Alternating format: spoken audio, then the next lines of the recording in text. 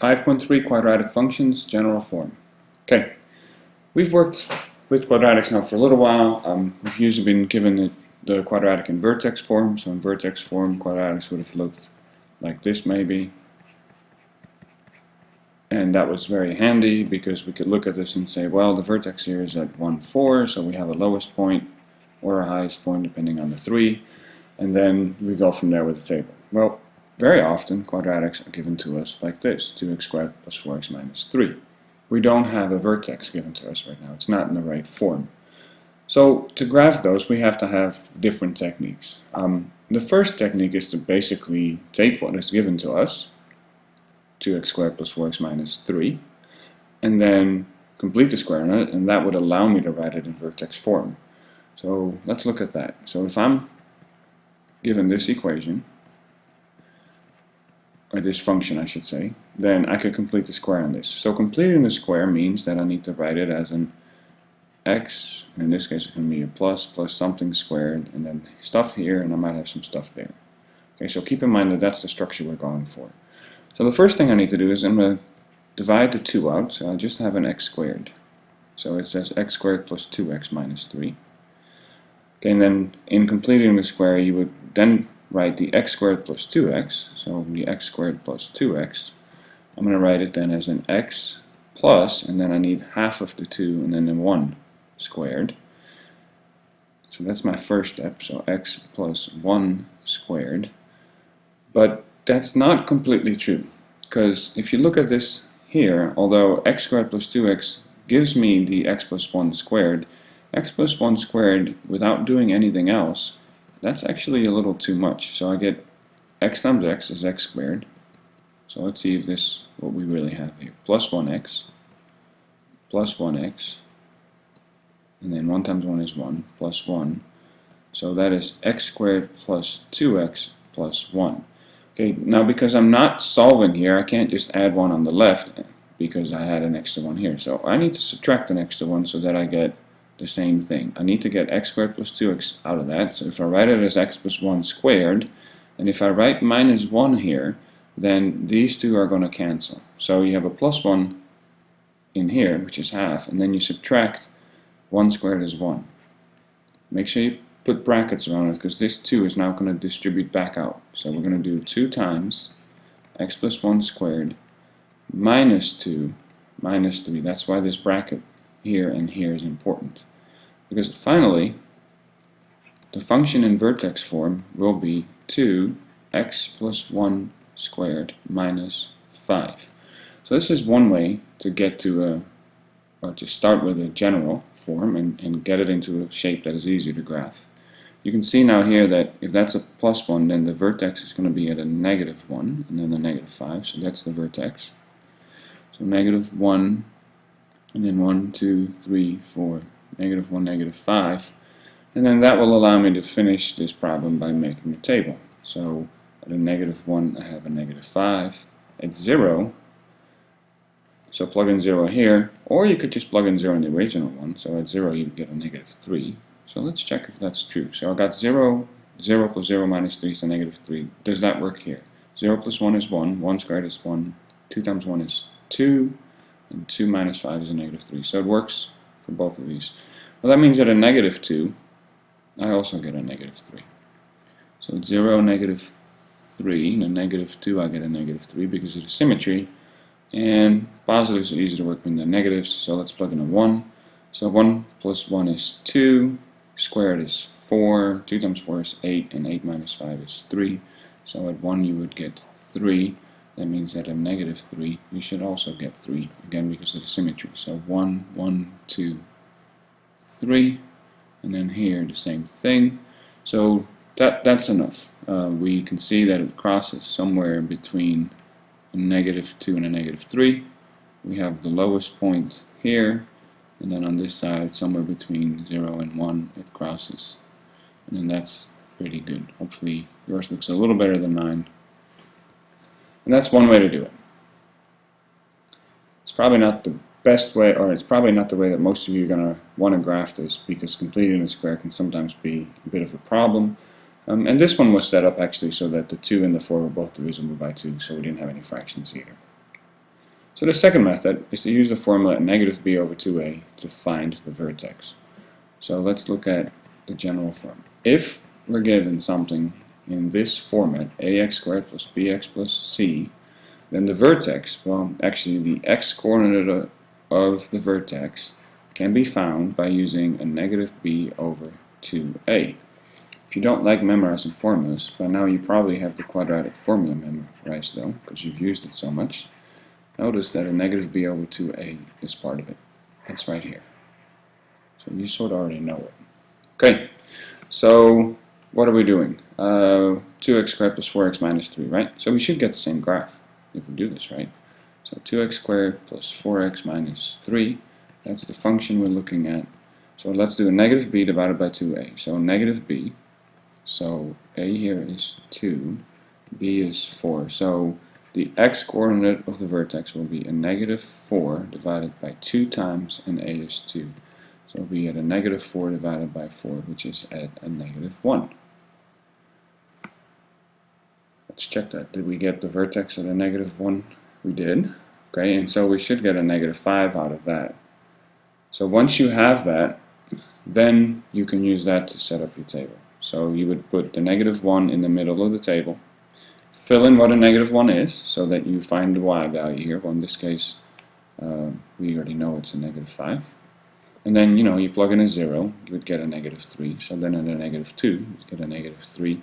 And then maybe at 1, you'd fill that in, and at 1, we know we would be getting a 6, so at a negative 3, we get a 6 as well. So that's the second way, and it's probably easier. It's less cumbersome, because look, we still had to make a table for both of these. And finding the middle of the table was a lot easier by doing a negative b over 2a than it was by completing the square. So let's see, negative 1, 1, 2, 3, 4, 5, 0, we're at a negative 3, and then here we were at 3, right?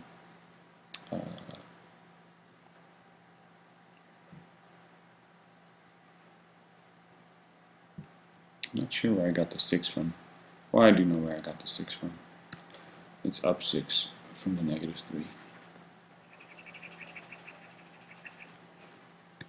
So at 1 we should have 3, and the negative 3 should have 3. So 1 we should get 3, and then we should get 3 here.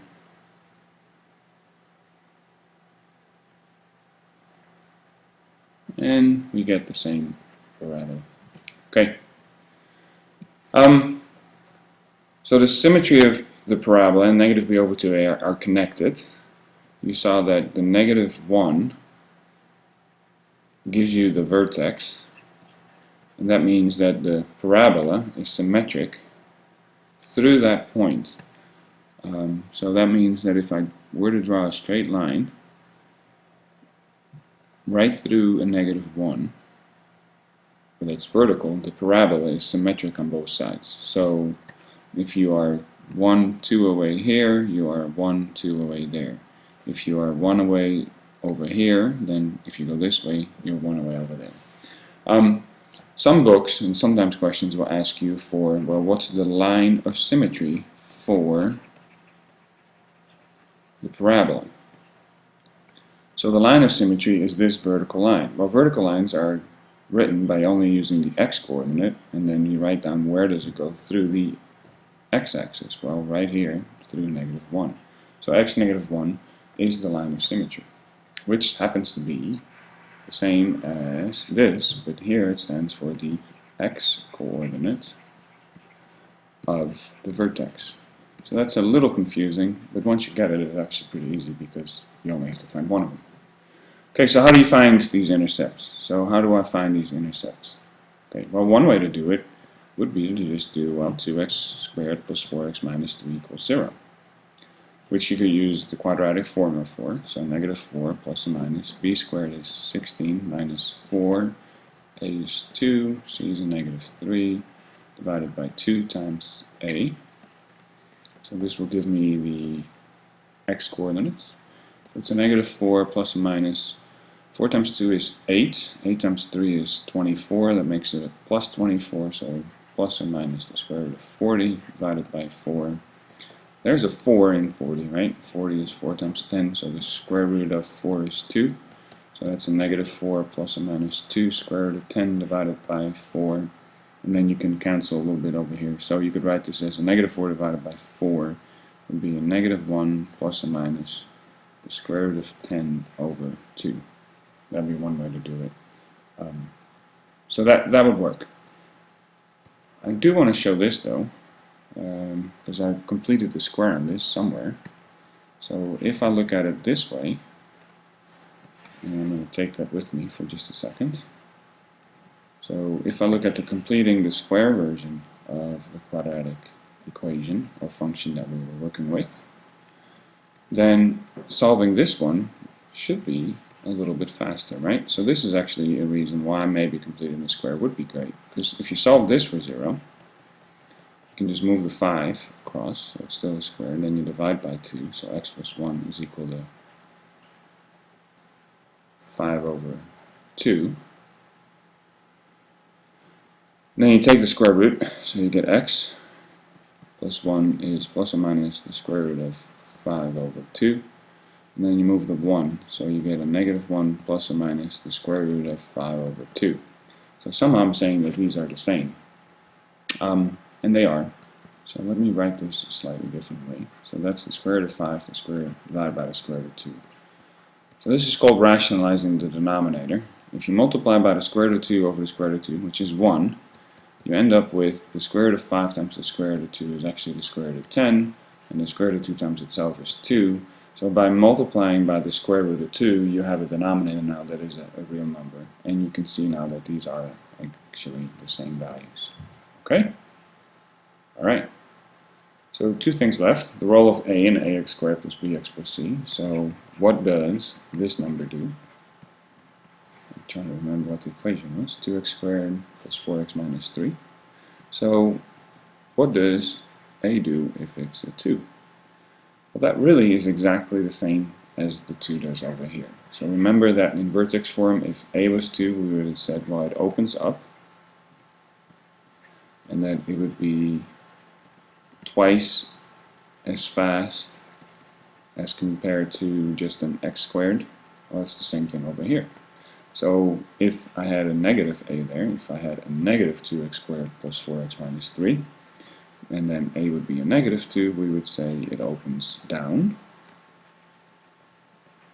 So opens up, again, meant the parabola does this. So opens down, it's going to mean that it does this, right? And then still twice as fast as the x squared would be moving. Okay. The role of c. So c is this number over here. So that does have a meaning in this case, and it's not tied to the vertex. It's actually tied to the y-intercept. That's the y-intercept. The reason it's the y-intercept is if you use x is 0, and then you do f of 0 here, notice that when you plug in 0 squared, you get 0.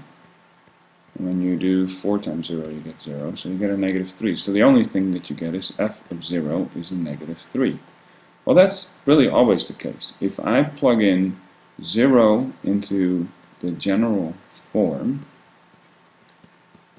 notice that you can plug in 0 here, and you know exactly what you get out of the first two terms. 0 squared is 0, times a is 0, b times 0 is 0, and 0 plus c is c. So f of 0 is always c. That means that the y-intercept will be 0, c. So that number there is the y-intercept. So that's nice to know, because sometimes we have really awkward quadratics, like maybe something like this. And at least we know that it cuts across the y-axis at 10.2. Okay? I think that's it.